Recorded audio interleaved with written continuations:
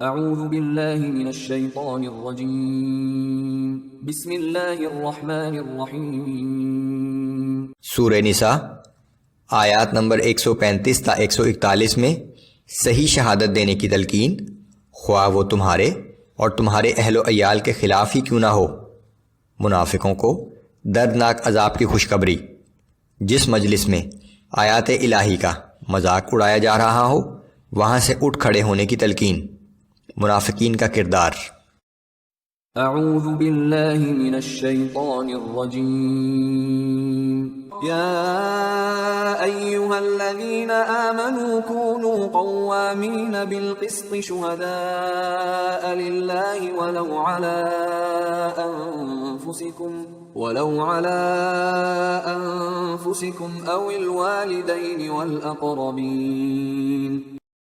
اے ایمان والو، انصاف پر مضبوطی کے ساتھ قائم رہنے والے اور اللہ تعالیٰ کے لیے سچی گواہی دینے والے بن جاؤ، خواہ یہ شہادت خود تمہارے حق میں یا تمہارے والدین یا قرابت داروں کے حق میں نقصان دہ ہی کیوں نہ ہو۔ إن يكن غنيا أو فقيرا فالله أولى بهما فلا تتبعوا الهوى أن تعدلوا۔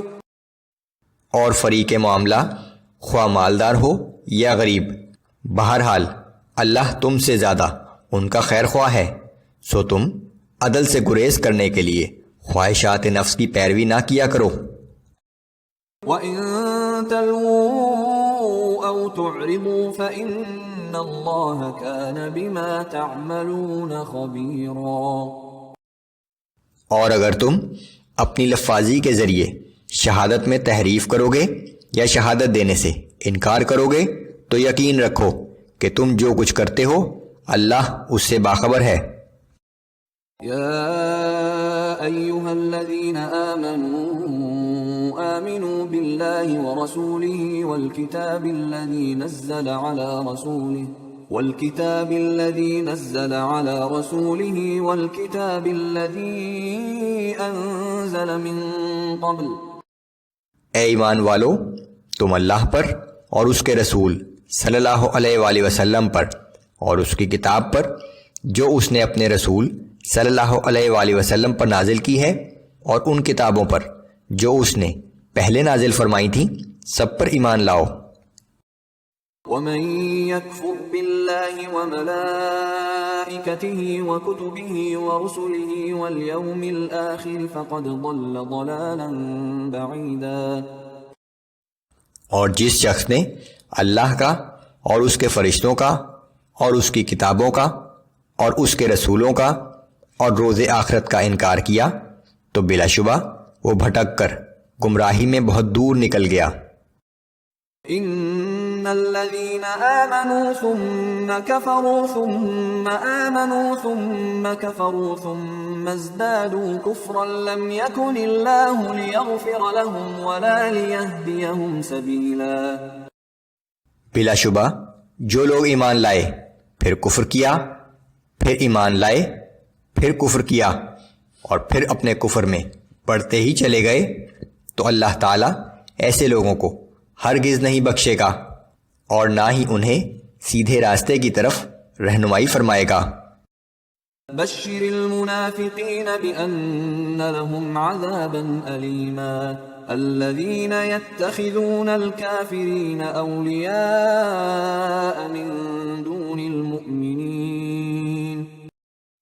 اے نبی صلی اللہ علیہ وآلہ وسلم، آپ ان منافقوں کو جو مسلمانوں کو چھوڑ کر کافروں کو اپنا دوست بناتے ہیں یہ خوشخبری سنا دیجئے کہ ان کے لیے دردناک عذاب تیار ہے۔ أَيَبْتَغُونَ عِندَهُمُ الْعِزَّةَ فَإِنَّ الْعِزَّةَ لِلَّهِ جَمِيعًا۔ کیا یہ منافق ان کافروں کے پاس عزت تلاش کرتے ہیں؟ تو یاد رکھو کہ عزت تو سب کی سب اللہ ہی کے قبضہ قدرت میں ہے۔ وَقَدْ نَزَّلَ عَلَيْكُمْ فِي الْكِتَابِ أَنْ إِذَا سَمِعْتُمْ آيَاتِ اللَّهِ يُكْفَرُ بِهَا وَيُسْتَهْزَأُ بِهَا فَلَا تَقْعُدُوا مَعَهُمْ حَتَّى يَخُوضُوا فِي حَدِيثٍ غَيْرِهِ إنكم إذا مثلهم. اور بلا شبہ اللہ تعالیٰ تم مسلمانوں کی جانب قرآن میں یہ حکم نازل کر چکا ہے کہ جب تم کسی مجلس میں یہ سنو کہ اللہ کی آیتوں کے ساتھ کفر کیا جا رہا ہے اور اس کی آیتوں کا مذاق اڑایا جا رہا ہے تو تم ان لوگوں کے پاس مت بیٹھو جب تک کہ وہ کسی دوسری بات میں نہ مشغول ہو جائیں، ورنہ تم میں اور ان میں کوئی فرق نہیں ہے۔ ان اللہ جامع المنافقین والکافرین فی جہنم جمیعا. یقین جانو کہ اللہ سب منافقوں اور کافروں کو جہنم میں ایک جگہ اکٹھا کرنے والا ہے۔